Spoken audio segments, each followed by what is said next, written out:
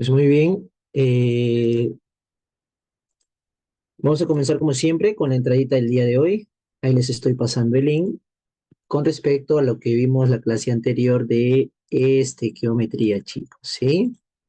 Con respecto al tema de estequiometría. Bueno, en realidad a cambiar aquí, es la entradita ya número 10, ¿no? Sí, la entradita número 10. Y me confundió el número. Muy bien, chicos. A comenzar. 5 minutitos empezando desde ahora.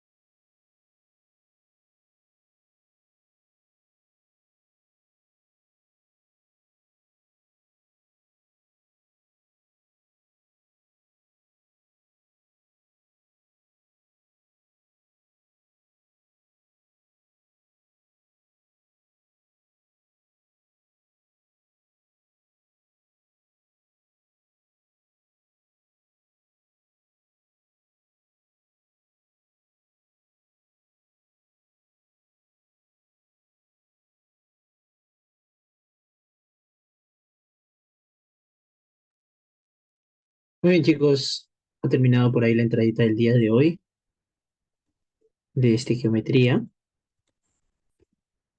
Y ahora pasamos al tema de hoy día. Pues el tema de hoy es estado gaseoso. Vamos a estudiar a este estado de agregación de la materia, que es el tercer estado de agregación, chicos. ¿Sí? Y vamos a comenzar definiéndolo. ¿Qué es un gas, chicos? Como ya lo he mencionado, es el tercer estado de agregación de la materia, donde internamente sus moléculas presentan una alta repulsión, o sea que se encuentran a grandes distancias, se repelen y casi no hay atracción entre ellas. La repulsión es la fuerza predominante, ¿ok? Entonces, este estado de agregación, chicos, está formado por moléculas, ¿de acuerdo? Moléculas monoatómicas, como los gases nobles, helio, neón, argón, criptón, xenón, radón, así como también moléculas poliatómicas, conformadas por moléculas de dos o más átomos, como el gas hidrógeno molecular, el nitrógeno molecular, el cloro molecular, el ozono, el metano, mira, la sustancia compuesta gaseosa, el amoníaco, el dióxido de carbono, el trióxido de azufre. Monoatómicas, gases nobles, poliatómicas, las demás. Así como también un gas puede ser una mezcla, como el aire. El aire es una mezcla gaseosa conformada principalmente por nitrógeno y oxígeno y otros gases que están presentes en la atmósfera. Conociendo ello, chicos, vamos a ver en primer punto las propiedades generales de este estado. Primero, las propiedades a nivel molecular. Internamente, en su estructura, ¿qué es lo que sucede? Pues las moléculas de este estado, chicos, presentan una alta energía cinética, o sea que se mueven a altas velocidades, ¿no? Mayor que la de un líquido y que la de su sólido. Entonces, el estado gaseoso presenta una alta energía cinética. Estas moléculas se mueven caóticamente, o sea, tienen movimientos desordenados, al azar. Eso quiere decir que el estado gaseoso presenta una alta entropía. En cambio, el líquido, una media entropía. Y en el sólido, pues no hay desplazamiento, están ordenadas las moléculas, así que presenta una baja entropía. El estado gaseoso, como las moléculas se encuentran a grandes velocidades, con desplazamientos caóticos desordenados, podemos decir que hay un alto desorden molecular y a ese alto desorden se le denomina entropía. Presentan grandes espacios intermoleculares y eso justamente se debe a la alta repulsión que hay en dicho estado. Se repelen, ¿no? Las moléculas, por lo tanto, se encuentran a grandes espacios intermoleculares, cosa que no sucede en un líquido, ¿no? Se encuentran a corta distancia. Y en el sólido, pues juntas, ¿no? A nivel macroscópico, es lo que nosotros podemos observar, también presenta propiedades. Primera propiedad a nivel macroscópico. Los gases son compresibles. Tiene la capacidad de reducir su volumen sin cambiar la cantidad de sustancia que hay dentro de un sistema, ¿no? A ver, mira, yo tengo aquí al inicio un cilindro con una tapita que se le denomina émbolo, ¿de acuerdo? Émbolo porque es una tapa móvil. Aquí dentro hay moléculas de un gas. O sea, hay una cantidad de moles, de moléculas. Si las contamos serían 3, 6, 9, 10, 12 moléculas.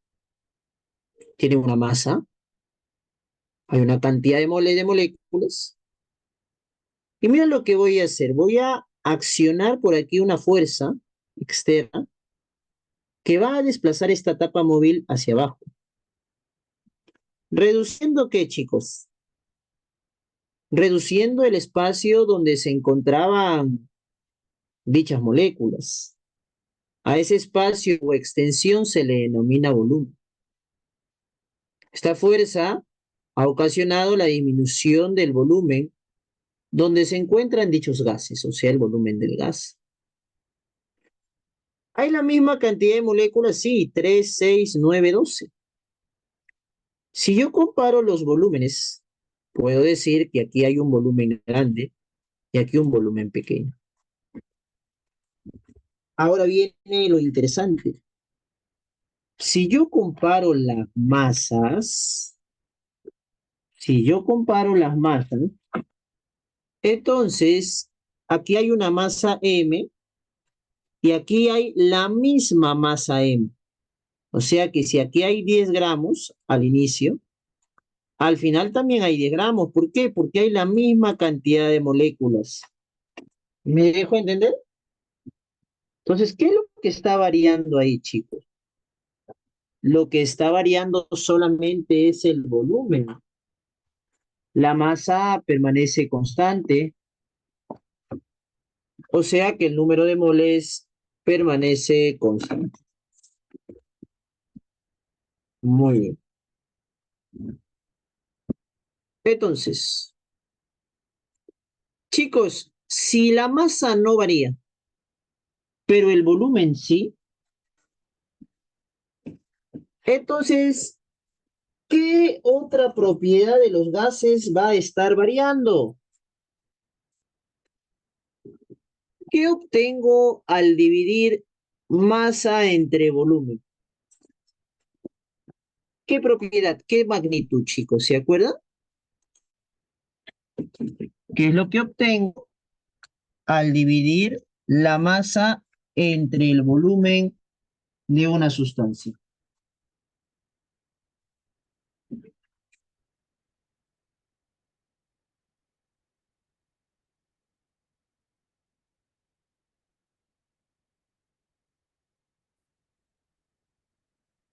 Lo que voy a obtener, chicos, es la densidad.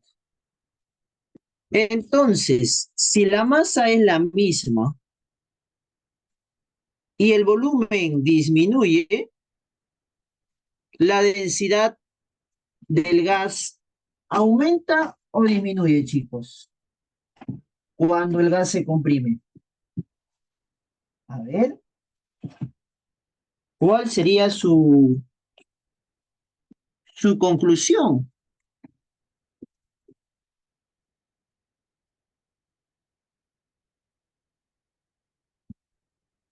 Si el volumen disminuye, chicos, a ver, vamos a colocar por aquí.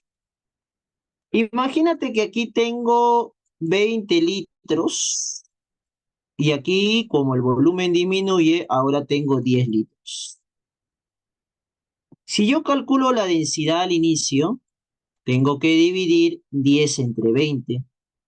Y 10 entre 20 me da un medio, o sea, 0,5 gramos por litro. Cuando es comprimido, ahora tengo que dividir la masa que es 10 entre el volumen que es 10. O sea que aquí la densidad es 1 gramo por litro. ¿Qué ocurre con la densidad? ¿Disminuyó o aumentó?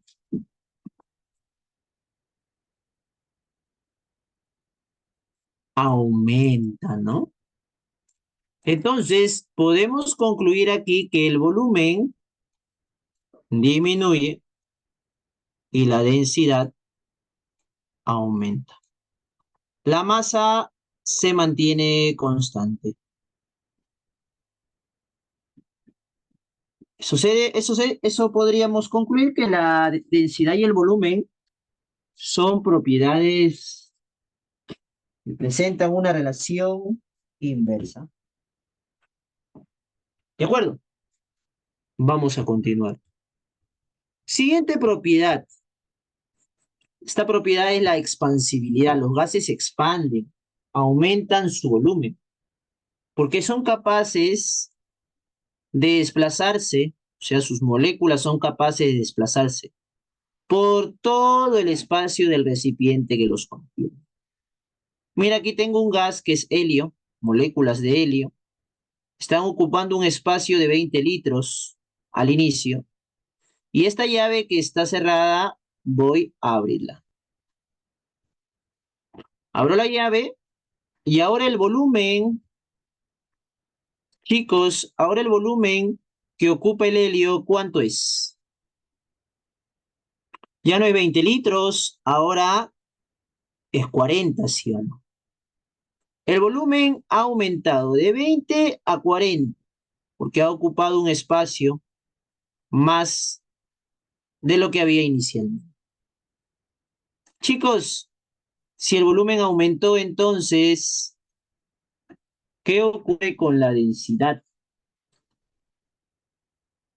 La densidad va a disminuir, ¿no? ¿Cuánto sería la densidad al inicio, chicos? ¿Cuánto sería la densidad al inicio? A ver, calcúlenlo. Masa 45 gramos, volumen 20 litros.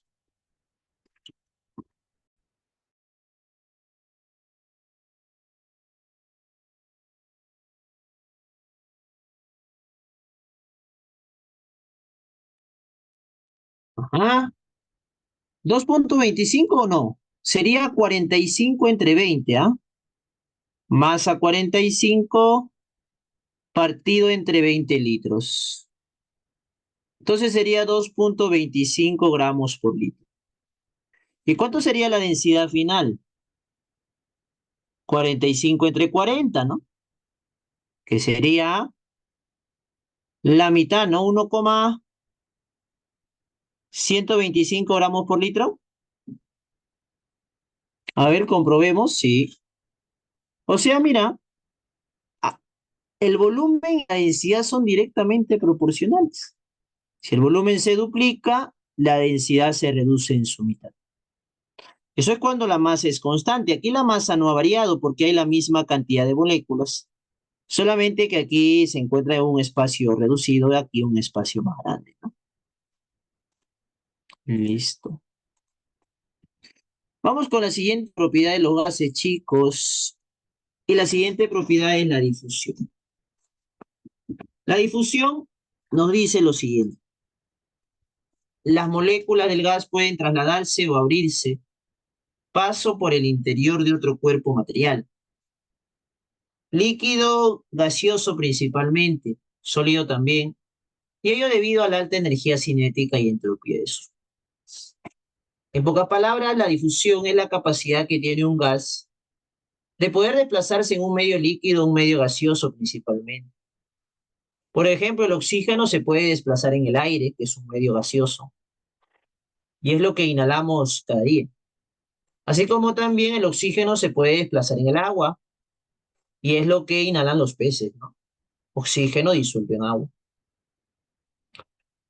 Muy bien, de aquí se puede explicar, a partir de la difusión, se puede explicar por qué los gases se mezclan, por qué los gases forman mezclas homogéneas, gaseosas. Por ejemplo, aquí mira, si este balón de gas está abierta la llave, entonces este gas se va a difundir por el medio ambiente, por el aire. Y por aquí nosotros vamos a oler esta fuga de gas.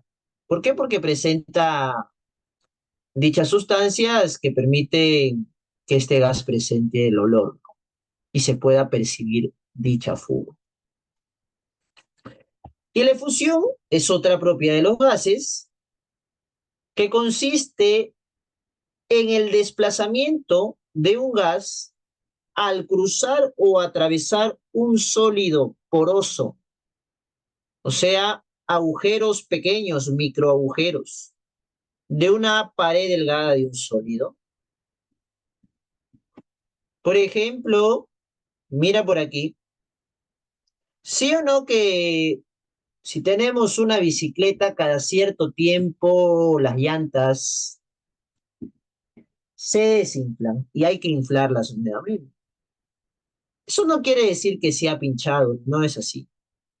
Sino que como en las llantas se encuentra un gas a alta presión, entonces este gas tiene la capacidad de desplazarse por los poros que son pequeñísimos, de manera lenta obviamente.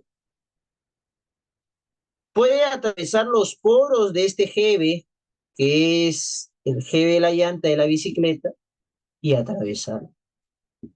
A esa propiedad se le denomina difusión.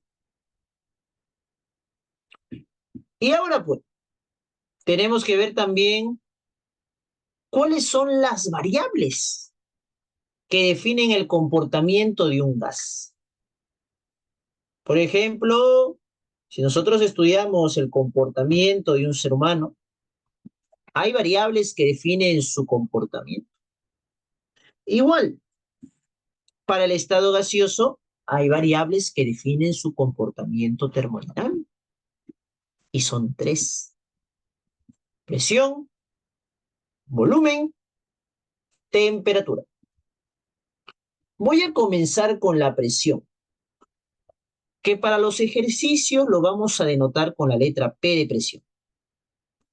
La presión se define físicamente como la fuerza normal en una o sobre una determinada área, fuerza entre área, cuya unidad de medida según el sistema internacional sería de la presión Newton por metro cuadrado.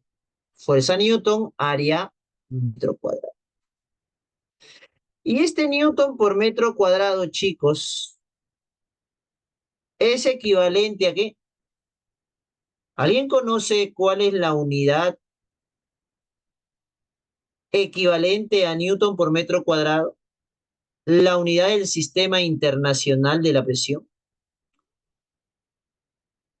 La unidad según el Sistema Internacional para la Presión, o sea, este Newton por metro cuadrado, es equivalente a un pascal. O sea, según el Sistema Internacional, la unidad de medida de la presión es el pascal, que es equivalente a Newton por metro cuadrado. Ahora, en los gases, la presión está relacionada con los choques o colisiones por parte de las moléculas hacia las paredes del recipiente que lo contiene. Podemos ver una imagen por aquí. Estas moléculas están chocando a la pared del recipiente. ¿Qué generan?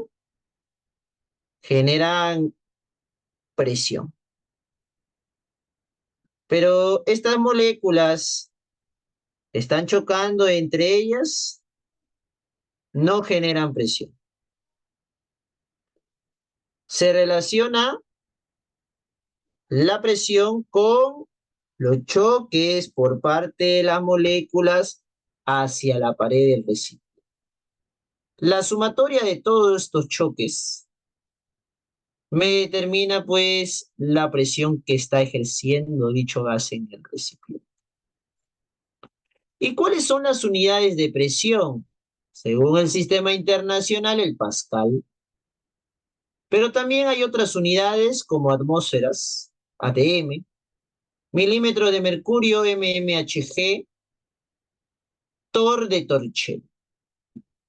Debemos conocer la equivalencia y la equivalencia se encuentra por aquí. Una atmósfera equivale a 760 milímetros de mercurio.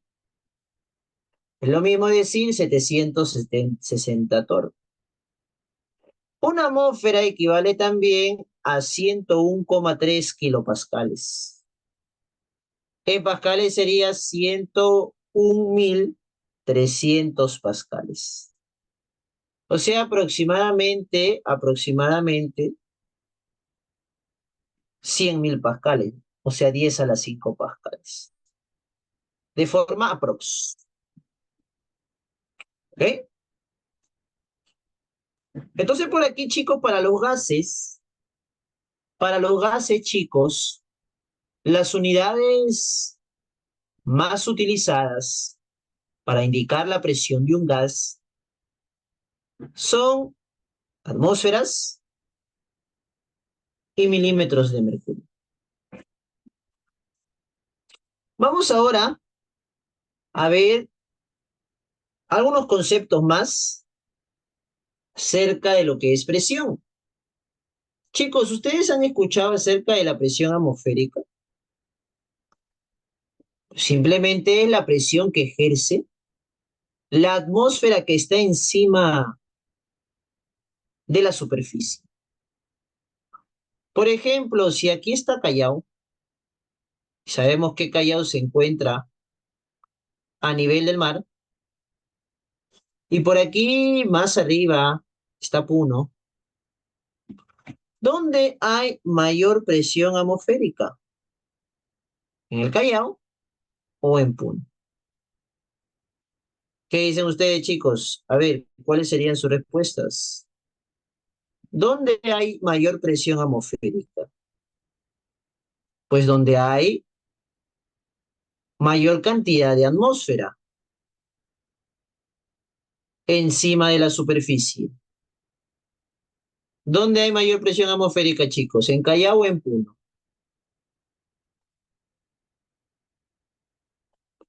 Pues donde hay más atmósfera, ¿dónde hay mayor cantidad de aire? En el Callao, porque el Callao se encuentra más abajo. La columna de aire es mayor en el Callao y en el Puno es menor. Aquí hay una mayor presión atmosférica y aquí hay una menor presión de la atmósfera. Recordad que la presión es la fuerza de gravedad, en este caso de la atmósfera, que está presente encima de una superficie. Ajá. A nivel del mar, chicos, hay un valor acerca de esta presión atmosférica, es de una atmósfera. Pues en Puno será menor a una atmósfera, 0,6, 0,8 por ahí. ¿Correcto? Entonces, ¿qué podemos concluir aquí, chicos? Que a mayor altitud, o sea, cuando nos encontramos en provincia, a mayor altitud, menor es la presión atmosférica, por eso nos cuesta respirar, ¿no? Que entre el oxígeno hacia nuestras fosas nasales. Menor atmósfera. Entonces es la presión que ejerce, denominada también barométrica, es la presión que ejerce el peso de una columna de aire sobre un metro cuadrado de la base, que se extiende desde la superficie de la Tierra hasta la atmósfera superior. Entonces, la presión atmosférica, como es denominada también presión barométrica, esto es debido a que ha sido medida por un barómetro. A nivel del mar, te había mencionado que la presión es de una atmósfera. ¿Cómo se concluye ello? Chicos, a nivel del mar se coloca un tubo invertido en un recipiente que contiene mercurio, y este tubo invertido genera una columna de mercurio de este líquido. Esta columna de mercurio tiene una longitud de 76 centímetros. O sea que podemos decir que son 76 centímetros de mercurio. Chicos, 76 centímetros, ¿a cuántos milímetros equivale?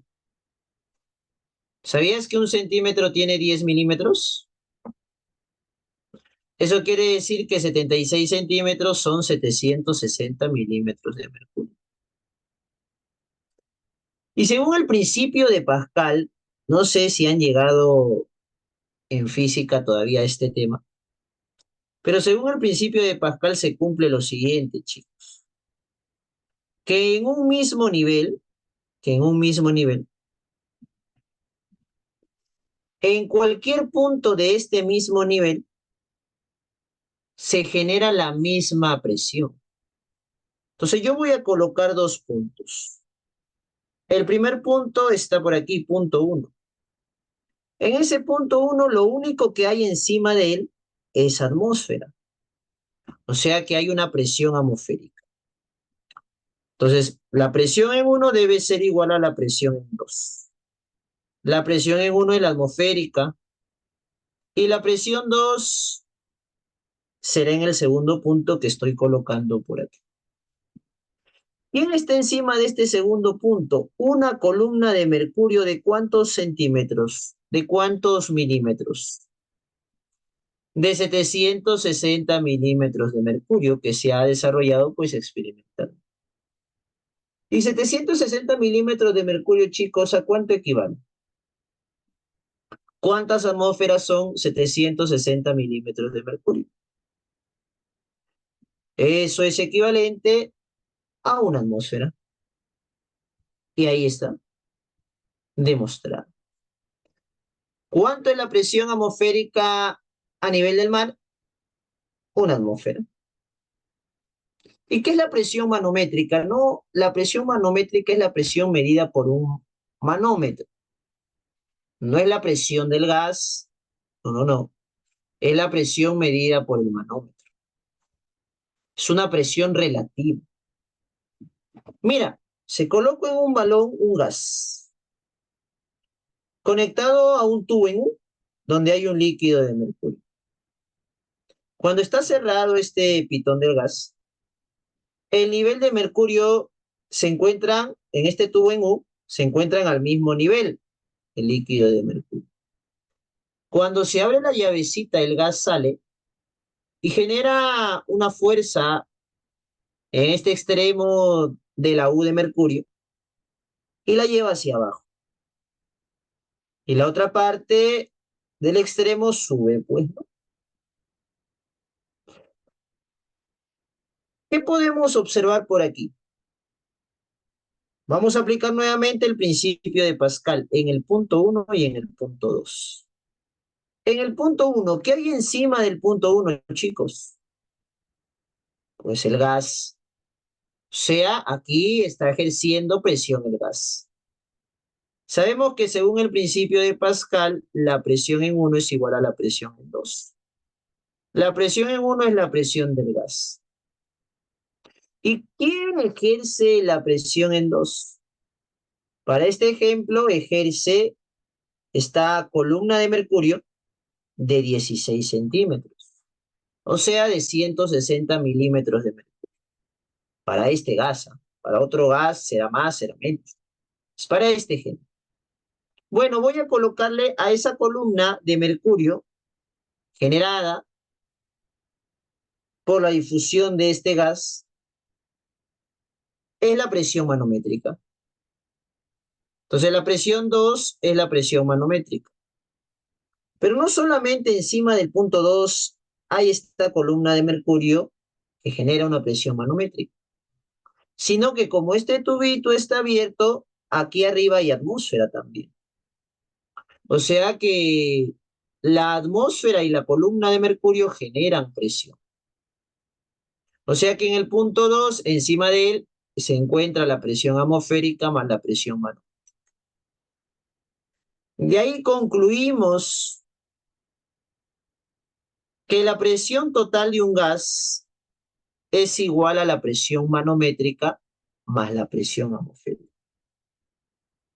Y a esa presión del gas se le denomina presión absoluta de dicho gas. Para este ejemplo que he colocado aquí, ¿cuánto sería la presión del gas en milímetros de mercurio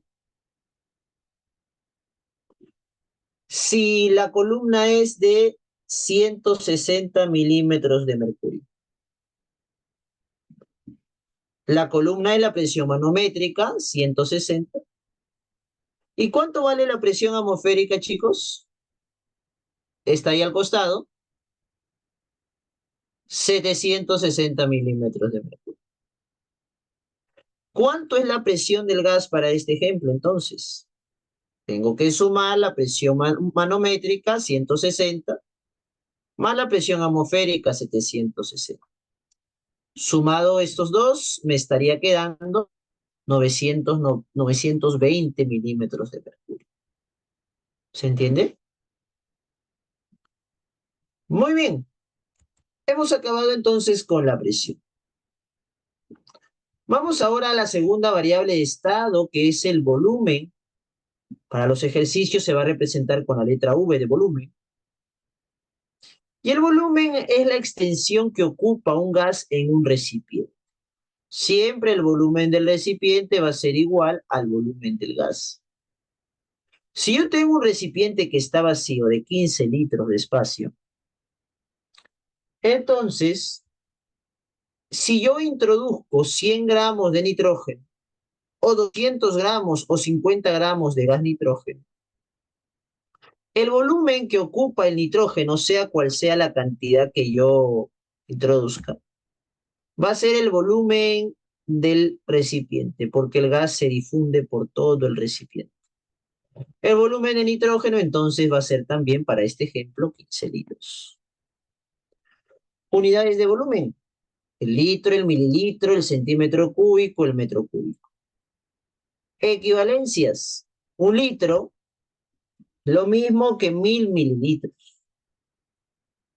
Y como un mililitro es igual a un centímetro cúbico, pues un litro también es 1000 centímetros cúbicos.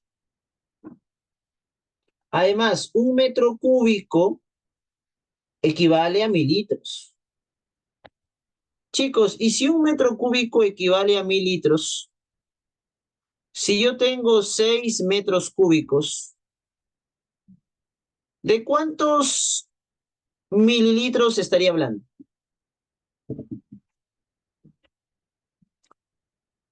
¿Cuántos mililitros hay en 6 metros cúbicos? Pues coloco 6 metros cúbicos, es 6000 litros, ¿no? De esta relación. Y si un litro es 1000 mililitros, perdón, si un litro es 1000 mililitros, 6000 litros será 6000 por 1000, o sea, 3 ceros más.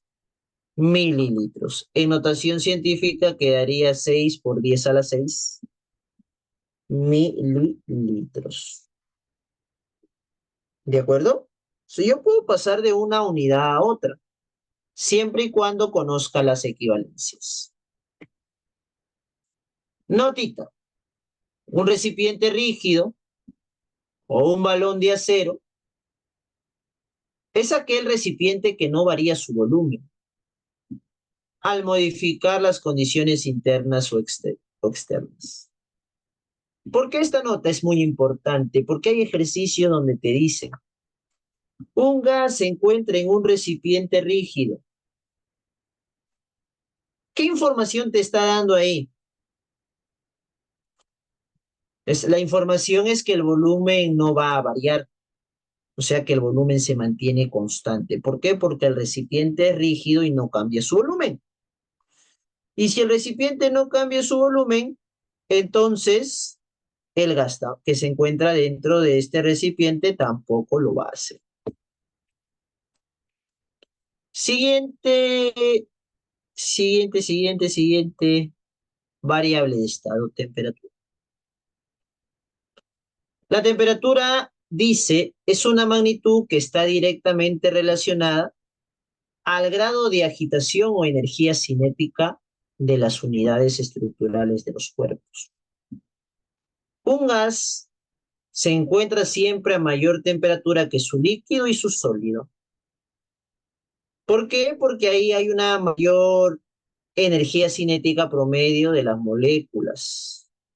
¿De acuerdo? Ahí las moléculas se están moviendo a grandes velocidades. ¿Ok? Entonces, a medida que se encuentre a mayor energía cinética sus moléculas, pues la temperatura va a ser mayor. Esa es la relación entre la energía cinética y la temperatura. Son directamente proporcionales. Unidades de temperatura: grados centígrados o Celsius, grados Fahrenheit, que son unidades relativas, y la escala Kelvin, que es una escala absoluta. ¿Por qué absoluta? Porque existe el cero absoluto. La mínima temperatura que se ha llegado es el 0 Kelvin. No existe una temperatura menor a 0 Kelvin. En los ejercicios, la temperatura se va a representar con la letra T y vamos a necesitar en la mayoría de casos, por no decir todos, que la temperatura del gas sea absoluta, o sea, que se mida en Kelvin. Para ello, necesitamos conocer equivalencias, si es que por ahí nos dan la temperatura en Celsius o en Fahrenheit. En la mayoría de casos nos dan la temperatura en Celsius si tenemos que pasarlo a Kelvin. Si yo igualo estas dos fracciones, este 5 con este 5 se va. Y la temperatura en Kelvin quedaría la temperatura de grados Celsius. Y este menos 273 pasaría a suma. Eso quiere decir que la temperatura en Kelvin va a ser igual a la temperatura en grados Celsius más 273. Para pasar de Celsius a Kelvin, el valor de Celsius tendrá que sumarse con 273. Chicos, si la temperatura es 47 grados Celsius, entonces, en Kelvin, ¿cuánto es? ¿Cuántos Kelvin equivalen a 47 grados Celsius, chicos? Calcúlenlo. ¿Cuántos Kelvin equivalen a 47 grados Celsius? 320 Kelvin. Listo. Muy bien. Le sumo 273 y me queda 320. Eso es correcto. Entonces, toda temperatura que esté en Celsius le vamos a sumar 273 para poderla pasar a Kelvin, que es un valor absoluto. Mejor dicho, un valor absoluto, ¿no? Una escala absoluta de temperatura, que es con la cual se trabaja en los ejercicios. Si tengo Fahrenheit, también podré pasarlo a Kelvin. Le resto 32 a ese valor, lo divido entre 9, multiplico por 5 y le sumo al final 273.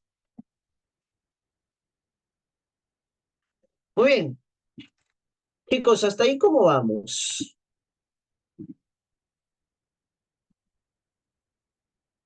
Hasta ahí creo que vamos bien, ¿no? Vamos ahora en el tercer punto a definir un gas ideal. Chicos, ¿qué es ideal? ¿Existe el hombre ideal? ¿Qué dicen las chicas? ¿Existe la mujer ideal? ¿Qué dicen los chicos? No existe, ¿sí o no, chicos y chicas? No, no, no existe, sino que nosotros idealizamos al chico ideal, a la chica ideal. ¿Cómo que idealizamos, profesor? Ponemos ciertas condiciones. Por ejemplo, mi chico ideal, dicen las chicas, mi chico ideal sea de San Marcos, estudie arquitectura, que tenga cabello marrón, ojos azules, etcétera, etcétera, etcétera. Y los chicos igualmente, ¿no? Su chica ideal, sea atenta, etc, etc, etc. Condiciones. Lo mismo sucede con un gas ideal. Pues un gas ideal no existe, es un gas perfecto, es un gas hipotético, pero se estudia porque se coloca ciertas condiciones para poder decir que es ideal y poder compararlo con un gas real, que algunas veces este gas real se acerque al comportamiento, a las condiciones que tiene pues un gas ideal. ¿Cuáles son esas condiciones, profesor? Las condiciones son las siguientes. Según la teoría cinética molecular TCM, las partículas de este gas son de masa puntual.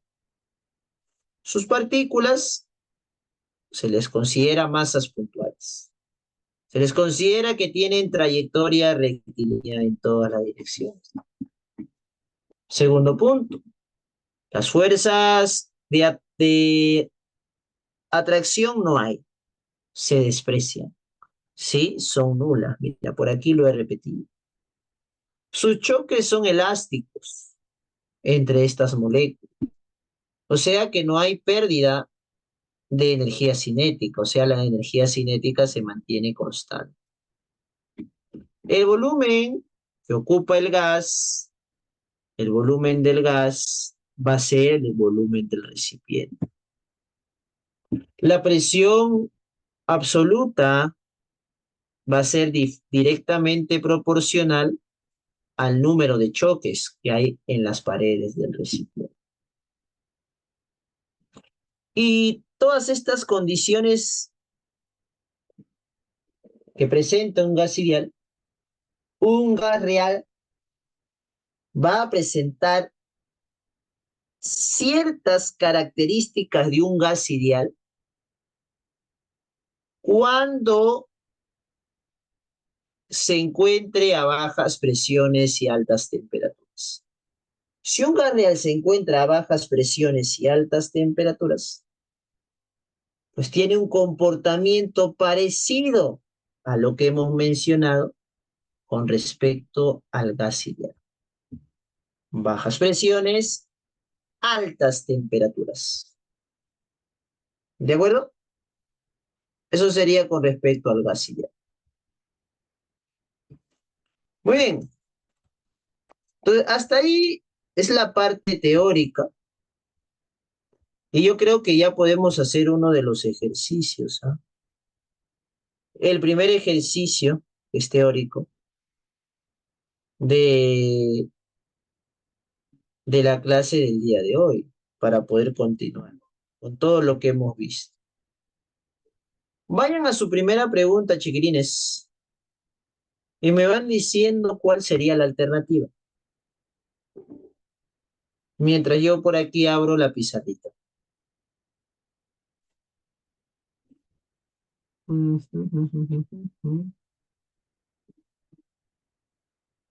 A ver, primera pregunta. Clave, señores. ¿Cuál sería la clave? Con respecto al gas ideal, dice, señale la afirmación incorrecta. Gas ideal, incorrecto. ¿Están constituidos los gases, chicos, por moléculas monoatómicas o poliatómicas? Sí, ¿verdad? Sus moléculas se mueven al azar, chocando con las paredes del recipiente que lo contiene, pues también, que presentan alta entropía. Poseen masas puntuales, es una característica de los gases ideales verdaderos. Las fuerzas de atracción y repulsión entre sus partículas son consideradas nulas.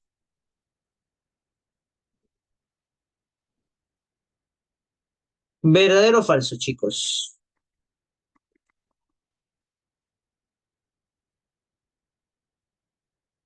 Y por último dice, un gas se considera ideal si se encuentra a bajas presiones y altas temperaturas. Este último es verdadero, ¿sí o no? Un gas se considera ideal, o sea, un gas real se comporta idealmente cuando está a bajas presiones y a altas temperaturas. Pero un gas ideal, habíamos visto, chicos, que un gas ideal, ¿qué trayectorias presenta? Dice que estábamos hablando por aquí de un gas real. ¿Qué trayectorias presenta un gas ideal? Cuando hemos visto por aquí, para un gas ideal, las trayectorias, ¿cómo son? Las trayectorias son rectilíneas. Las trayectorias son rectilíneas en todas las direcciones. O sea que hay un movimiento definido, recto. Pero en la D, ¿qué dice? Las fuerzas de atracción y repulsión entre sus partículas son consideradas nulas y despreciables. A ver, chicos, cuando nosotros hablamos de las fuerzas intermoleculares, estas fuerzas intermoleculares son de atracción, a las cuales nosotros denominamos fuerzas de cohesión. Estas fuerzas intermoleculares, chicos, son las de atracción, mas no son las de repulsión. Las que son consideradas nulas o despreciables solamente son las de atracción. Así que por ello, la B vendría a ser, la D vendría a ser la falsa. ¿De acuerdo? Profe, ¿y la B por qué? Si se dice que se mueven al azar. Tiene trayectorias rectilíneas, hay una trayectoria definida, pero el choque, el movimiento que va a ser elástico, no me indica hacia dónde va a ser el otro movimiento. Así que se puede seguir considerando que es al azar. Entonces, chicos, con respecto a un gas ideal, solo las fuerzas de atracción son nulas o despreciables. ¿De acuerdo? Vamos a continuar entonces por aquí con la teoría y vamos a ver ahora la parte práctica de este capítulo. Así que mucha atención, que hoy día tenemos que llegar hasta mezclas gaseosas. Hay mucho por ver. Veamos, chicos. Nos quedamos por aquí.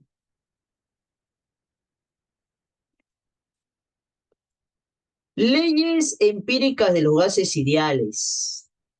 Proceso isotérmico. En un proceso isotérmico propuesto por la ley de Boyle-Mariotte, ley experimental, el año 1662 se da esta ley. Un proceso isotérmico es cuando la temperatura se mantiene constante y la masa también. ¿Qué ocurre aquí? El volumen disminuye porque la presión aumenta.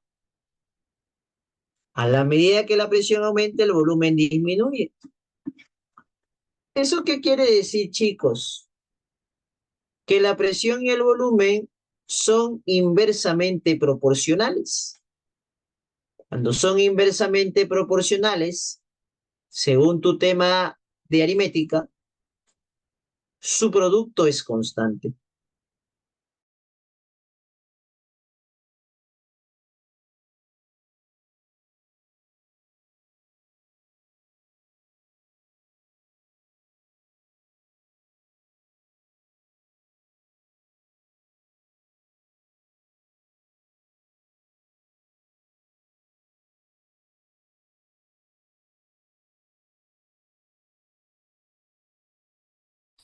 Donde la presión se mantiene constante. Ya no la temperatura, sino ahora la presión se mantiene constante. Y la masa también, que es un sistema cerrado. Aquí se cumple, mira, que a medida que aumenta la temperatura a una misma presión, el volumen aumenta. La temperatura aumenta, el volumen aumenta. Eso quiere decir que el volumen y la temperatura son directamente proporcionales. Y en aritmética, cuando dos magnitudes son directamente proporcionales, su división es constante. Volumen entre temperatura es constante. Eso quiere decir que en el proceso isobárico, el volumen inicial entre la temperatura inicial es igual al volumen final entre la temperatura final del proceso. Por último, tenemos una ley más, que es la ley de Gay-Lussac, publicada en 1802. Nos habla de un proceso isocórico o isométrico. Y este proceso es cuando el volumen del gas se mantiene constante. Y la masa también.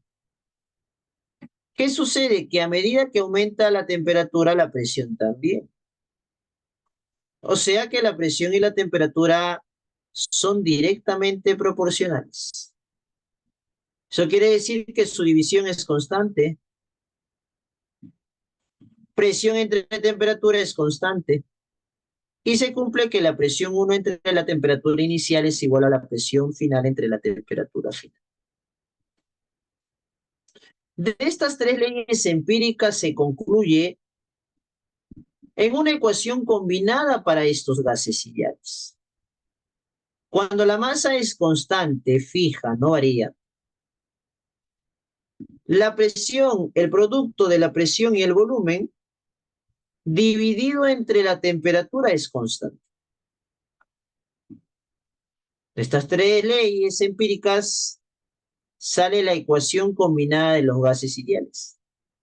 Para cualquier proceso donde la masa de un gas se mantiene constante, fija, presión por volumen entre temperatura es constante. O sea, si la presión inicial por el volumen inicial entre la temperatura inicial va a ser igual a la presión final por el volumen final entre la temperatura final. Pavito 1 igual a pavito 2. ¿De acuerdo? Pero también yo puedo analizar al gas mediante una ecuación universal. Esta ecuación universal de los gases ideales, denominado EUGI, ecuación universal de gases ideales, de ahí las siglas. Ustedes seguramente, alguno de ustedes, o la gran mayoría, lo conoce como pavo igual a ratón. El pavo es presión por volumen y es igual al ratón, que es R, que es una constante universal de los gases ideales, por la temperatura y por el número de moles. En esta correlación se encuentran las tres variables de estado: presión, volumen, temperatura. ¿De acuerdo? El famoso pavo igual a ratón. P es la presión absoluta del gas. El volumen debe estar en litros. La temperatura debe estar en Kelvin, es la temperatura absoluta. Y la N minúscula representa al número de moles de ese gas. El valor de R puede ser 0.082 si la presión se encuentra en atmósferas, y tomará el valor de 62,4 si la presión está en milímetros de mercurio. Chicos, en cálculos químicos vimos que el número de moles se calcula como masa entre masa molar. De ahí obtengo la primera ecuación que deriva de la ecuación universal de los gases ideales. En vez de número de moles, puedo colocar en la ecuación masa entre masa molar.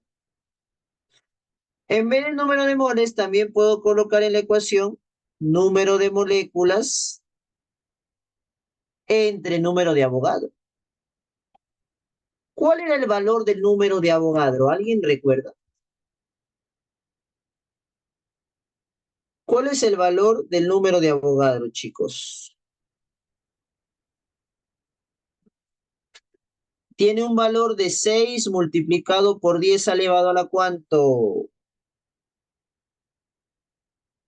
6 por 10 elevado a la 23. Así también se calculan las moles, ¿ah? Número de moléculas entre 6 por 10 a la 23, que son las moléculas en una mol. Masa entre masa molar también, y la masa molar es la masa de una mol. De ahí se obtienen las dos ecuaciones que están a la izquierda y al medio.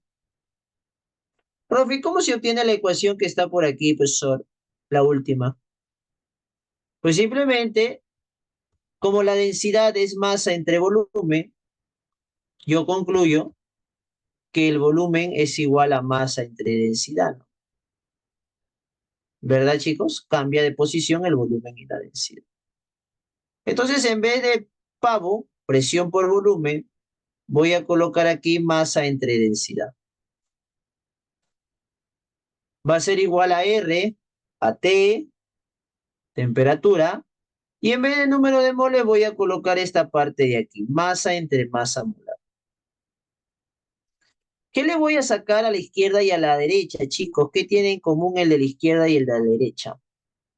La M, entonces le saco la M a esta ecuación. Esta masa molar pasa a multiplicar y se obtiene presión por masa molar. Esta densidad pasa a multiplicar al R y al T y quedaría densidad por R por temperatura. Y de ahí aparece dicha ecuación. Muy bien. Entonces, mira, podemos hacer algunos ejercicios con lo mencionado. ¿Te parece? Vamos viendo. Sigan viendo, chicos, sigan viendo. Vamos a este ejercicio, problemita número 2, que dice lo siguiente. La siguiente gráfica, el volumen y el número de moles, o sea, la masa, es constante. ¿Cómo se llama el proceso donde el volumen es constante, chicos? Se trata de un proceso cuando el volumen es constante. ¿Cómo se le denomina ese proceso? Proceso isocórico o también denominado isométrico. Entonces por aquí sería verdadero. Cuando el volumen es constante, el proceso es isocórico. Y cuando el volumen es constante, chicos, ¿qué se cumple? ¿Cómo es la presión y la temperatura? Cuando el volumen es constante, mira, tú te acuerdas de tu pavito. Siempre acuérdate que tu pavito va en este orden. Pavo arriba y el to o la T abajo. Pavito. Del pavito sale todo, chicos. Pones pavito constante, pero como el volumen es constante, le quitas la V. ¿Y qué te queda? Te queda que la presión entre la temperatura es constante. Y así vas recordando la formulita. Chicos, si la presión y la temperatura se están dividiendo, y esta división es una constante, ¿en qué podemos concluir, chicos? Que la presión y la temperatura, como se dividen, ¿cómo son? Son directamente proporcionales. Así que la primera proposición también es verdadera. ¿De acuerdo? Ujú. Vamos por la última. Me dice el valor de la temperatura 2 según el sistema internacional es 621. Chicos, según el sistema internacional, la temperatura en qué unidad debe estar medida. ¿En Celsius o en Kelvin?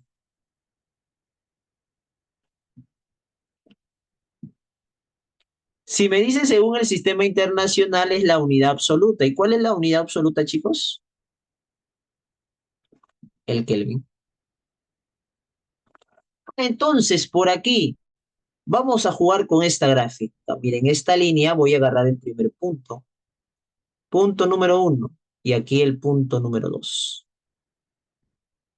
Y voy a aplicar esta formulita que está aquí. Presión entre temperatura es constante. Entonces, por aquí voy a hacer lo siguiente. Presión en el punto 1, que sería el inicio. Este es el inicio. Pongo inicio y F de final. ¿Sí? Inicio y final. Vamos a colocar inicio por aquí y finalito por aquí. Al inicio, presión entre temperatura, chicos, ¿cómo sería?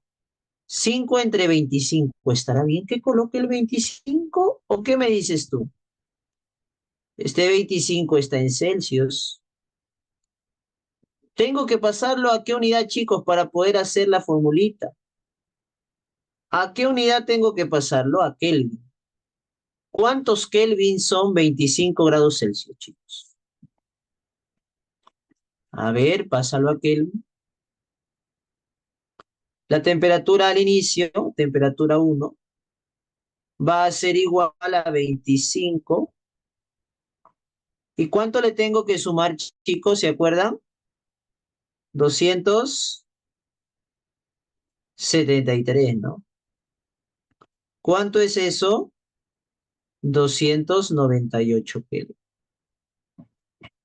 Ah, ahora sí voy a hacer lo siguiente. Lo primero que voy a hacer es dividir la presión inicial entre la temperatura inicial, que es 298. La presión inicial es de 5 atmósferas. Voy a dividir por aquí 5 atmósferas. Y voy a dividirlo entre la temperatura inicial, que es 298 Kelvin. Esto va a ser igual, chicos, a la división en el estado final. Al final, ¿qué tengo, gente? Presión 15 atmósferas entre la temperatura 2 que no conozco. Sería 15 atmósferas entre la temperatura 2. Se van las atmósferas. Te queda Kelvin. ¿Cuánto te sale la temperatura 2, chicos? ¿Cuánto quedaría? Ustedes son unos lobos en lo que es mate. Mira, lo pueden hacer así, ¿ah? De 5 a 15 se ha triplicado. De 200 a 98 también se tiene que triplicar porque son directamente proporcionales. ¿Cuál entonces? El triple de 298 es... El triple de 298 es 894. Y esa es la unidad en Kelvin. Acá dice 621. Esa última es falsa y por lo tanto la respuesta sería la letra E. Ujú. ¿Se entendió, chicos? Entonces, la temperatura en cualquier fórmula, ¿en qué unidad se va a encontrar? La temperatura en cualquier fórmula, ¿en qué unidad se va a encontrar siempre o debe estar? Debe estar en Kelvin, ¿no? Siempre en Kelvin, siempre Kelvin, ¿no? Vamos al siguiente. El hielo seco es dióxido de carbono sólido a una temperatura inferior a menos 55 grados Celsius. Una atmósfera de presión. Una muestra dice de 8,8 gramos de hielo seco. Primero está sólido, hielo. Es este de aquí, este CO2 sólido. Se coloca en un recipiente con un émbolo móvil de 600 litros a temperatura de laboratorio 27 grados Celsius. Rayo. Al inicio tiene un volumen de 600 mililitros y tiene una temperatura de 27 grados Celsius. ¿De acuerdo? Determina el volumen en el sistema internacional si se calienta la muestra hasta 47 grados Celsius. Se muestra, se, esta sería la temperatura. Va a variar porque sigue siendo la misma muestra. Entonces, cuando la presión es constante, ¿cómo se llama el proceso, chicos? ¿Cómo se llama el proceso cuando la presión es constante? ¿Hizo qué? Isobárico, ¿no? Y en el proceso isobárico, chicos, acuérdate del pavito, todo sale del pavito. Pavito constante. A ver, como la presión es constante, se va la P. ¿Y qué te queda? Que en el proceso isocórico se cumple, que el volumen entre temperatura es constante. Eso es lo que se cumple. ¿De acuerdo? Entonces, volumen entre temperatura al inicio y al final. Al inicio, el volumen es de 600 mililitros. Ok. Al final, eso es lo que estoy buscando. Al inicio, la temperatura inicial es de 27 grados Celsius. Habrá que pasarlo a Kelvin. ¿Cuánto le sumo? 203. ¿Cuántos Kelvin me sale en esta temperatura uno, chicos?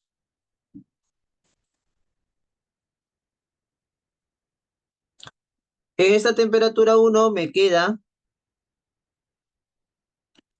300 Kelvin.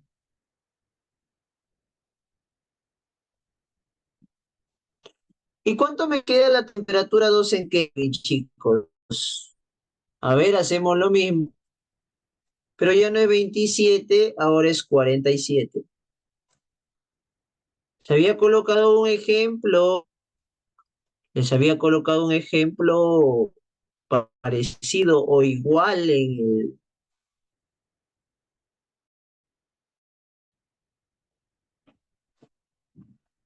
la diapositiva y por aquí quedando 320, ¿no? Kelvin. Divido entonces, aplicando la formulita que está por aquí, volumen, 600 mililitros, entre la temperatura que es 300 Kelvin, va a ser igual al volumen que no conozco, entre la temperatura que es 320 Kelvin. Listo. Muy bien, ya los tengo. Entonces, ¿cuánto sale? Mira, por aquí se puede ir Kelvin con Kelvin. 600 entre 300 es 2, arriba uno abajo. Y 320 va a pasar a multiplicar al 2. Eso estaría quedando 640 mililitros. Eso es lo que vale el volumen 2. Solo puedo escribir así, ¿no? No pasa nada si lo escribo en este orden. Sí, 640 mililitros. ¿De acuerdo? Por lo tanto, chicos, por lo tanto, por aquí. Todavía no hay respuesta porque me pide el volumen en el sistema internacional. Chicos, en el sistema internacional, ¿el volumen en qué unidad se mide? ¿El volumen en qué unidad debe estar medido? En metros cúbicos. Entonces tú tienes que acordarte, un litro es 1000 metros, perdón, un metro cúbico es 1000 litros, o sea, 10 al cubo litros. Y 1000 litros, 1000 por 1000 es 1 millón de mililitros. Al revés, ¿cómo sería, profe? Un mililitro es igual a 10 a la menos 3 litros. Y un mililitro es igual a 10 a la menos 6 metros cúbicos. Retrocediendo. Eso es lo que nos interesa, chicos. Si un metro cúbico es 10 a la 6.000 litros, un mililitro es 10 a la menos 6 metros cúbicos. O sea que en vez de colocar por aquí 640 mililitros, que por cierto, este 640 es 6,4, ¿verdad? Por 10 al cuadrado, mililitros. La parte donde dice mililitros, chicos, lo voy a cambiar por ese valor de ahí, 10 a la menos 6 metros cúbicos. O sea que haría 6,4 por 10 al cuadrado. Y esto que está subrayado en rojito, mililitros, lo voy a cambiar por un 10 a la menos 6 metros cúbicos. 10 al cuadrado por 10 a la menos 6, ¿cuánto es? Pues va a quedar 10 a la menos 4. Y esa sería la respuesta, 6,4 por 10 a la menos 4 metros cúbicos. Así que la clave sería la letra D. ¿Estamos? Muy bien. Vamos a hacer uno más y con esto avanzamos un poco más acerca de la teoría. Dice, un foco posee un filamento de tungsteno, un gas inerte y una pequeña cantidad de gas halógeno. El volumen del foco es de 100 mililitros. Ese es el volumen del recipiente donde va a estar el gas, o sea, es el volumen del gas. Chicos, además dice que la presión es de 2,7 por 10 a la menos 2 milímetros de mercurio. Muy bien. A 27 grados Celsius, esa es la temperatura, ¿no? 27 grados Celsius. Que para pasarlo a Kelvin hay que sumarle 273. Eso es 300 Kelvin. Y te pide, dice, cuando el foco entre en funcionamiento, alcanza una temperatura de 127 grados Celsius. Determine la presión que ejerce el gas. A ver, ¿hemos visto un proceso isocórico? Sí. Bueno, la cuota es parecido al problema 2. Es parecido. El volumen va a ser constante y la masa también. Entonces tú vas a dividir presión entre temperatura inicial igual a presión entre temperatura final. Vamos a buscar uno que esté diferente. A ver, este se hizo también isomásico. Vamos a hacer este de aquí. Mira, te dice, se tiene 66 gramos de este gas, que se encuentra encerrado en un recipiente de 16,4 litros. Tengo masa por aquí, tengo volumen y tengo temperatura. A ver, la masa es de 66 gramos. Es para un gas. ¿Qué gas? Es el N2O. Sí, para N2O, que es el monóxido de nitrógeno, la masa que se encuentra en un recipiente de 66 gramos. El volumen gas que ocupa es de 16,4 litros y la temperatura es de 127 grados Celsius. Pasado a Kelvin, tengo que sumarle 273. ¿Y cuántos Kelvin me estarían quedando? 400, ¿no? De ahí, chicos, me pide la presión de este gas ejercida en el recipiente, su presión. Me pide la presión en atmósfera. Si me pide la presión en atmósfera, chicos, es porque el R toma un valor de 0,082, que en este caso nos lo dan. Si no te lo dan, tendrías que saber. Y aparte nos dan su masa molar de este gas, que se calcula con la fórmula, pero ya te lo están dando directo. Mira, 2 nitrógenos es 28, más un oxígeno de 16 es 44 gramos. ¿Qué voy a aplicar aquí, chicos? Aplico Eleugi, la ecuación universal de gases ideales. Presión por volumen es igual al ratón. R temperatura, pero en vez de colocar la N, voy a colocar masa entre masa molar, que eso es lo que yo tengo aquí como dato.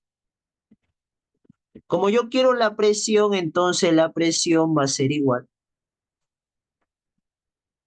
RTM y abajo VM mayúscula. O sea, R por temperatura, por la masa, ¿sí? Por la masa, dividido entre el volumen multiplicado por la masa molar. Reemplazo los datos. R vale 0.082. La temperatura está en Kelvin 400. La masa es de 66.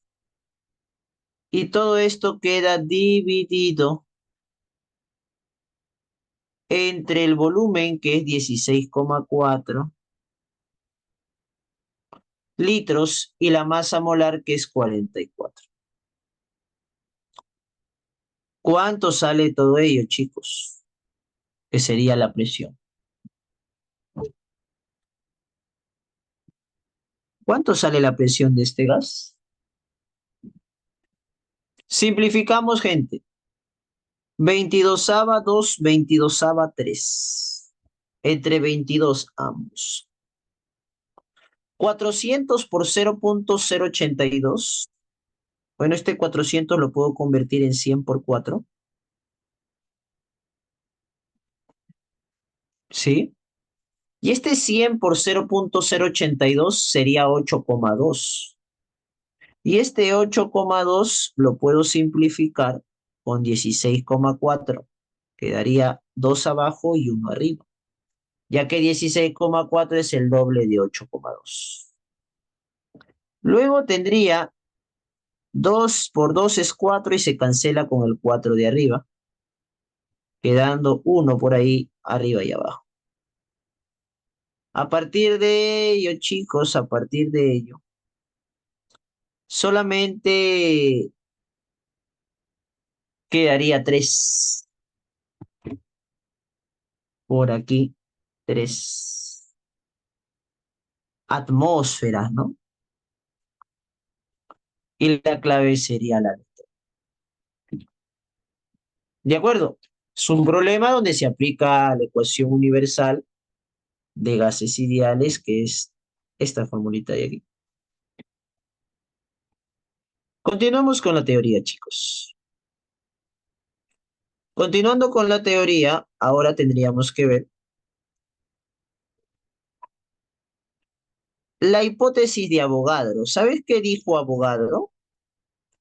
Avogadro analizó dos volúmenes iguales. Están a la misma temperatura y presión para dos gases diferentes. Sus volúmenes son iguales, la presión también y la temperatura también. Es porque hay la misma cantidad de moles. Esa es la hipótesis de Avogadro. La ley de Avogadro entonces me dice que el volumen con el número de moles para un gas son directamente proporcionales, o sea que la división es constante.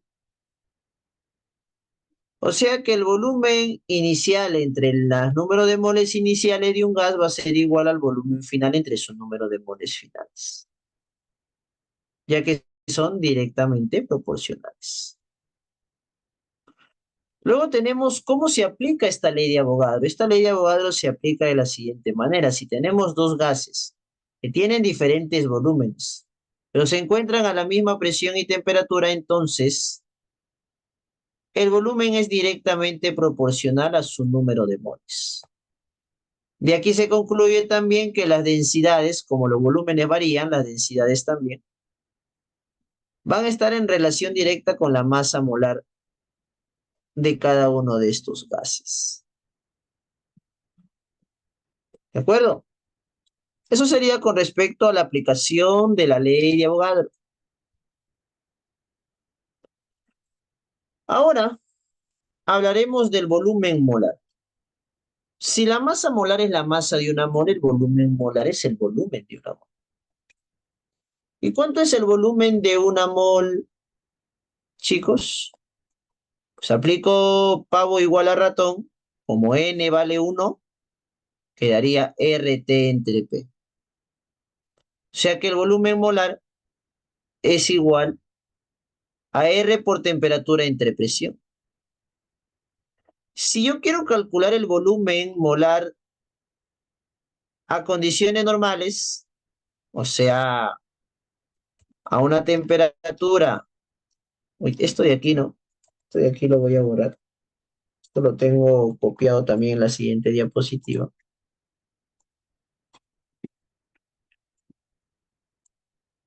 Por aquí, si yo estoy trabajando a condiciones normales, donde la presión es de una atmósfera y la temperatura es 273 Kelvin, puedo calcular este volumen molar. Este volumen molar tendría que calcularlo dividiendo R multiplicado por temperatura entre la presión. El R tiene un valor de 0.082. La temperatura es 273 Kelvin y la presión es de una atmósfera. Multiplico, divido y este volumen me va a quedar 22,4 litros por mol. Eso quiere decir que cuando nosotros nos mencionen el término de condición normal, es porque una mol de gas ocupa un volumen de 22,4 litros. Si son 2 moles, 44,8. Si son 5 moles, serían 112 litros. También se deduce de la otra fórmula de la ecuación universal de gases ideales que la densidad se puede calcular dividiendo la masa molar entre el volumen molar, que es 22,4. Divido y obtengo la densidad del gas. Entonces, cualquier gas, sea una mezcla, sustancia, monoatómica, diatómica, triatómica, etcétera, sea un gas, cualquier gas a condiciones normales ocupará siempre 22,4 litros. Muy bien. Entonces, hasta ahí, ¿qué ejercicios podemos realizar con lo que acabamos de mencionar? Ujú.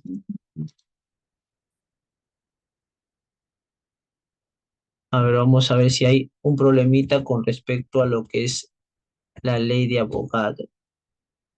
No,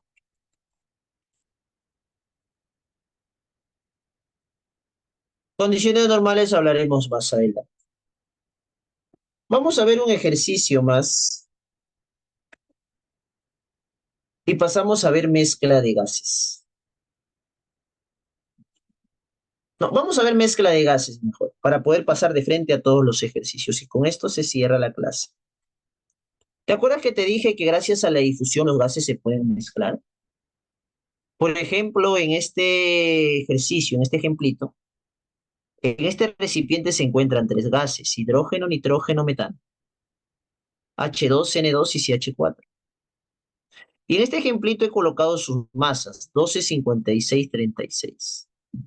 Tú sabes que la masa es aditiva, ¿no? ¿Cuánto sería la masa de toda la mezcla, chicos? Para este ejemplo. La masa se puede sumar porque es una propiedad aditiva. ¿Y cuánto es la masa? La masa total de la mezcla. Pues tendrías que sumar la masa de los tres componentes, 12, 56 y 32, da 100. Yo puedo calcular su masa molar con la fórmula. Como H vale 1, 2. Como N vale 14, por 2, 28. Carbono vale 12, hidrógeno es 1, pero como son 4, vale 4. 4 más 12, 16. Chicos, ¿qué pasaría si yo quiero tener las moles? Las moles se obtienen dividiendo masa entre masa molar. 2 entre 2 es 6, 56 entre 28 da 2, 32 entre 16 da 2. Ya tengo las moles de los componentes de esta mezcla. Y las moles totales serían 10 moles. 6 y 4, 10. Se suman, son aditivas. Ojo, recuerda que como son componentes de una mezcla, van a ocupar igual volumen y se encuentran a la misma temperatura. O sea, el volumen es el volumen del recipiente porque todos los gases se desplazan por todo el recipiente y van a encontrarse a la misma velocidad, la misma energía cinética, a la misma temperatura. Entonces, como conclusión tenemos que si yo quiero la masa de la mezcla, tengo que sumar la masa de sus componentes. Y si yo quiero las moles de la mezcla, tengo que sumar las moles de los componentes. ¿Ok? Muy bien. Sigamos por aquí, sigan viendo. Vamos ahora al término de fracción molar. La fracción molar se define como número de moles del componente 1 entre el número de moles totales. Para el componente 2, número de moles del componente 2 entre el número de moles totales. Entonces, como yo tengo las moles de cada componente y las moles totales, puedo hallar la fracción molar. Sería aquí 6 entre el total 10, 0.6. 2 entre 10, 0.2. 2 entre 10, 0.2 también. Chicos, una pregunta. ¿Cuánto suman las fracciones molares de los componentes de una mezcla? A ver, súmalos. ¿Cuánto suman los componentes, las fracciones molares de los componentes de una mezcla? Esa suma sale 1, ¿sí o no? Para toda mezcla, la suma de sus fracciones molares siempre va a ser igual a 1, chicos. Son porcentajes. En toda la mezcla, entonces, se cumple lo siguiente. Si yo sumo las fracciones molares de los componentes de una mezcla, siempre va a salir igual a 1. Ahora hablaremos de la masa molar promedio o aparente de una mezcla. La mezcla no tiene fórmula, por eso es que es una masa molar aparente, que aparenta tener. De forma general, chicos, el número de moles se calcula dividiendo la masa entre la masa molar de la mezcla. Si yo quiero esa masa molar promedio de la mezcla, pues la despejo, la paso a la izquierda, y el número de moles totales la paso a la derecha. Quedaría que la masa molar promedio de la mezcla es igual a la masa total entre el número de moles totales. Esa sería una de las formas de calcular la masa molar promedio o aparente de la mezcla. Otra forma de poder hallar la masa molar aparente de la mezcla es multiplicando para cada componente fracción molar con masa molar, más fracción molar del 2 con masa molar del segundo componente, hasta así llegar al último componente. Por ejemplo, aquí, chicos, si yo quiero calcular la masa molar aparente de la mezcla, tengo sus fracciones molares y sus masas molares, pues simplemente multiplico 0.6 por 2 más 0.2 por 28 más 0.2 por 16. Aquí la masa molar aparente sería de 10 gramos por mol, resolviendo el ejercicio. Muy bien. Entonces ya sé calcular la masa molar promedio aparente, pues, de una mezcla. Una formulita de color amarillo o de color verde, dividiendo masa entre moles totales o multiplicando fracciones molares con masas molares de cada componente. Y al final estos valores, pues, sumarlos. Chicos, y por aquí algunas leyes. La ley del Dalton, por ejemplo, me habla de presiones parciales, que es la presión que ejerce un gas si es que se encontrase solo en ese mismo recipiente. Y me dice que las presiones parciales de todos los componentes debe ser igual a la presión total de la mezcla gaseosa. O sea que si yo tengo dos gases al mismo volumen y a la misma temperatura, donde la presión es de 1 atmósfera y en el otro de 2 atmósferas, si se encuentran estos dos y se mezclan en el mismo recipiente, el mismo volumen y a la misma temperatura, pues estas presiones parciales se suman y quedaría que la presión total es 3 atmósferas. ¿Qué más? Aquí se cumple una ley, chicos. Si nosotros comparamos el gas A y el gas B que están dentro de un recipiente, pues la presión va a ser igual a aplicar lo que sería Pavot ratón. Por ejemplo, para A, la presión parcial de A por el volumen total va a ser igual a RT, temperatura absoluta, por el número de moles de A. Este volumen pasa a dividir y quedaría que la presión de A toma esta expresión. La presión total, de la misma manera, y dividiendo se va estas dos expresiones, el de la A con la presión total, se iría RTV, y quedaría que la presión o la relación de presiones es igual a la relación de moles. Y a eso lo denominamos fracción molar. O sea que la fracción molar se puede medir dividiendo la presión parcial entre la presión total. Esta presión total va a multiplicar al XY y voy a obtener aquí la presión parcial. La presión total pasa a multiplicar a la fracción molar y multiplicado estos dos voy a obtener la presión parcial de cada componente. No te olvides que la suma de las presiones parciales obtengo la presión total, ¿eh? Lo mismo sucede o algo parecido sucede pues con la ley de Amagat. En la ley de Amagat me dice que si se encuentra dos gases a la misma presión y temperatura, sus volúmenes que ocupan con esas condiciones, sumados obtengo el volumen total de la mezcla cuando estos dos gases van a estar juntos. Muy bien. Por ejemplo, si los volúmenes parciales para estos dos gases son 1 litro y 3 litros, el volumen total de la mezcla sería 4 litros. Porque los volúmenes se suman cuando se encuentran a la misma presión y temperatura. Propuesto por Amagat entonces, ¿eh? Ahora, si nosotros consideramos dos gases, el volumen despejado quedaría de la ecuación pavo igual a ratón. Mira, aquí está, lo voy a colocar nuevamente. Si por aquí tengo pavo igual a ratón, para A sería volumen de A por presión total es igual a R por temperatura absoluta por el número de moles. Paso a dividir y quedaría RT entre P multiplicado por el número de moles de ese componente. Se hizo para el componente, se hizo para el total y me doy cuenta que nuevamente se va a ir RT, pero ahora con P. RTP, RTP.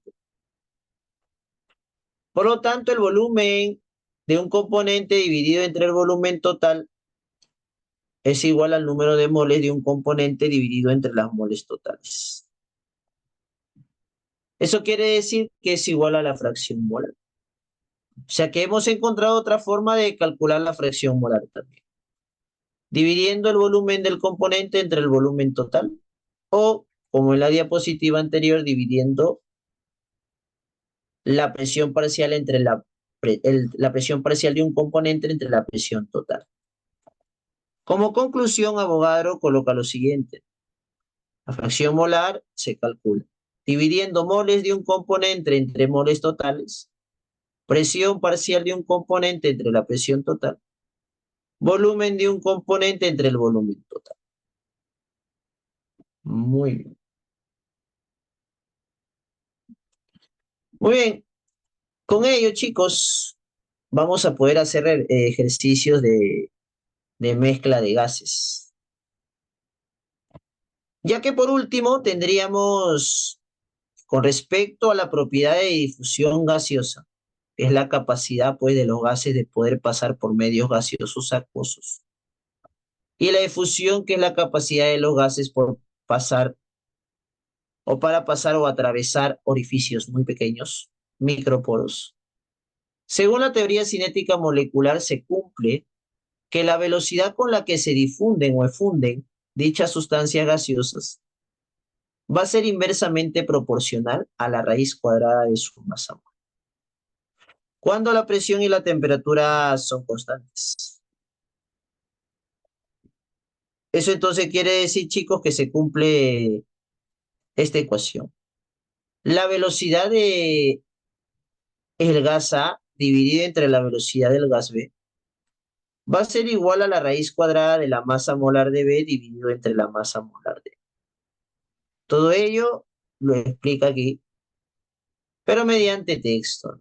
Matemáticamente sería de esta forma. Recuerda que también podemos encontrar un ejercicio de estequiometría con gases, donde tendríamos que relacionar los puntos que hemos visto en este tema de estado gaseoso, pero así como también en la estequiometría. Así que por aquí vamos a resolver dos ejercicios para irnos contentos el día de hoy, dos más y nos vamos. Muy bien, vamos a hacer la pregunta número 8, parece. La pregunta número 8 está interesante. A ver, en la pregunta número 8 me dice, determina en milímetros de mercurio respectivamente la presión total en el balón y la presión parcial del argón. ¿Qué hay en el recipiente? En el recipiente tienes argón, dióxido de carbono, oxígeno, ¿no? Y dióxido de carbono. Para el oxígeno, ¿qué tengo? Tengo 6 por 10 a la 24 moléculas.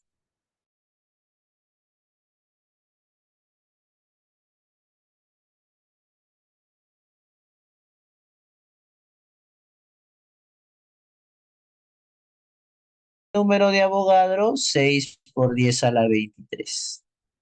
Este número de Avogadro me indica la cantidad de moléculas. Se van las moléculas, te quedan las moles. 6 y 6 se van. 10 elevado a la 24 entre 10 elevado a la 23 te dan 10 moles. Ahora te vas con el argón. Más abajo. Ujú. El argón que tengo, 600 gramos. ¿Entre qué lo divido, profesor? Divídelo entre su masa molar. Su masa molar es de 40, o sea, dividido entre 40 gramos por mol. Se van los gramos, te queda moles. 600 entre 40, ¿cuánto es? Eso te sale 15 moles.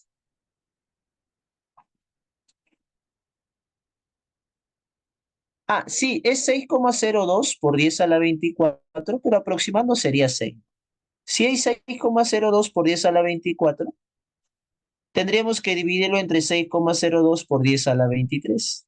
Al final se van a ir y te va a quedar 10. ¿No? Porque el número de Avogadro exacto es 6,02. Muy bien. Seguimos y por aquí pasamos al siguiente, que es el dióxido de carbono. Mira que las moléculas las puedo pasar a moles dividiendo entre 6 por 10 a la 23. Mira que la masa lo puedo pasar a moles dividiéndolo entre su masa molar. Y para el CO2, pues nos dan simplemente las moles, que son 25. Chicos, ¿cuántas moles hay en total? En total, ¿cuántas moles hay? Las moles totales, ¿cuántos serían? 10 más 15 más 25. Serían 50 moles, ¿sí o no? Serían 50 moles. ¿Qué más tengo? Tengo que el tanque, o sea, el volumen total, es de 312 litros. Tengo también que se encuentran a una temperatura de 27 grados Celsius, que sumado con 273 ya sabemos que son 300 Kelvin. Y me pide, mira, la presión total, o sea que la presión total no la tengo. Por aquí voy a colocar el volumen, mejor así, 312 litros. Y por aquí la presión total que pues desconozco, no lo sé. En milímetros de mercurio, muy bien. Para ello, ¿qué voy a aplicar, chicos? Voy a aplicar pavo igual a ratón. Aplico mi EUG por aquí para que me alcance. Si yo aplico mi EUG, quedaría presión total por volumen total es igual a RT por número de moles totales. Como yo quiero la presión total, entonces despejo y quedaría así, ¿sí o no? El volumen pasa a dividir y quedaría el volumen pues abajo. O sea, del EUG obtengo esta expresión de. Muy bien. Reemplazando, chicos, ¿cómo quedaría? El R vale cuando esté en milímetros de mercurio, quiero milímetros de mercurio la presión, el R cambia, es 62,4. Es 300 Kelvin. El número de moles es 50 al total, dividido entre el volumen total. El volumen total es ¿cuánto? 312 litros. Mira qué podemos hacer por aquí. Este 50 es un 5 por 10. 62,4 por 10 es 624. 624 entre 312, pues es 10 arriba. Perdón, 624 entre 312 es 2 arriba y uno abajo, ¿verdad? Ya que el de arriba es el doble del otro. O sea que arriba solamente, ¿qué te quedaría? 2 por 300, que es 600. Y por 5, 600 por 5, ¿cuánto es? ¿No? 600 por 5, ¿cuánto es? 3000, ¿no? Y sería 3000 milímetros de mercurio. Pero ahora me pide la presión parcial del argón, la presión parcial del argón. ¿Cómo voy a calcular la presión parcial del argón? Pues dividiendo o multiplicando, perdón, la fracción molar del argón por la presión total. Es una de las formas de calcular la presión parcial, multiplicando la fracción molar por la presión total. Ok, entonces, por aquí, ¿cuánto es la fracción molar del argón? Esta fracción molar del argón se obtiene dividiendo sus moles del argón entre las moles totales, que sería 50. Y esto multiplicado por la presión total, que nos ha salido 3000 milímetros de mercurio. Esto va a ser igual a ¿cuánto, chicos? Por aquí, mira, quinta, ¿no? Quinta 3, quinta 10. Se va un cerito y un cerito. Quedaría 3 por 300, es 900. Y esa vendría a ser la respuesta. Primero sale 3000 milímetros de mercurio y el segundo 900 milímetros de mercurio. Con ello, chicos, me parece que ya es hora. Vamos a dar cerrado pues la clase del día de hoy. Hemos hecho por ahí los ejercicios. Hay más, los voy a mandar, obviamente, como siempre, resueltos. ya que todo lo podemos hacer con nuestra teoría, pues que ahí tenemos a la mano. Pero si presentas alguna complicación, como te lo voy a mandar resuelto, por ahí te vas a dar cuenta cuál es el paso que te has tal vez confundido. Muy bien, chicos, cuídense. Ahí lo dejamos. Que tengan una buena tarde. Nos vemos. Bye bye.